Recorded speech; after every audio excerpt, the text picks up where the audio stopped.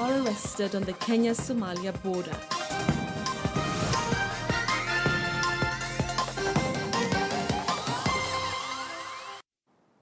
Well, thank you very much for joining us. Our sign language interpreter is Marisha Owiti.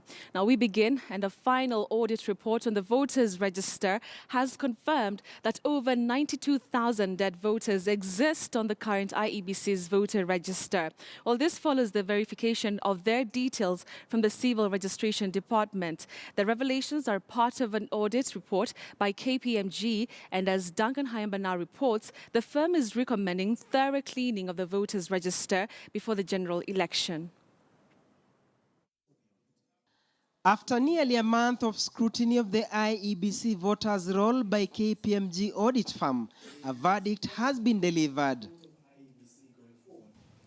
We've identified that there is 92,277 of them who are in the register. They are above 18, and their exact names and their exact IDs. So the task ahead for the IEBC is pretty simple. It's to go and expunge 92,277 immediately off the register. And that list has been provided, broken down by county and by ward.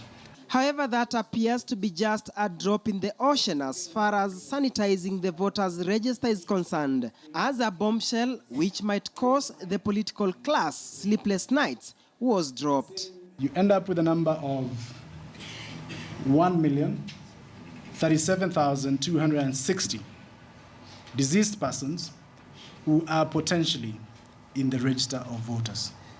KPMG says of the 2.3 million deceased persons, only 970,895 have been registered as deceased. And from that 970,000, it is only 435,175 persons whose details are available, and it's from that figure that the 92,000 dead voters were accurately identified, whose details need to be removed from the voters' register. We had duplicated records between 1 and 35. There was, at one station, we had one ID number used 35 times within the register of voters. The audit firm's CEO also delivered bad news to some that might have registered as voters using passports. If you used a passport to register, and if that passport is going to be expired on the 8th of August, as matters stand now, you would not be able to vote.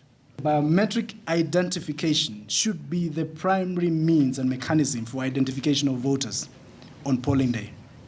Primary mechanism.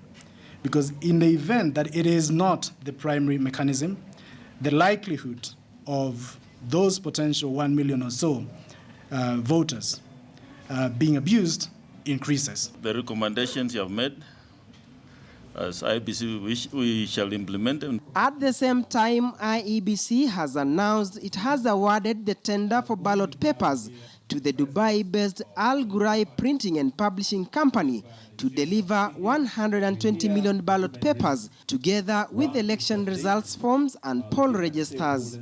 The firm has experience in African countries, part of Asia, Middle East, among other regions. The prices offered by this company in the previous contracts were competitive and within prevailing market rates. The firm has a reputation of being efficient and reliable in terms of delivery.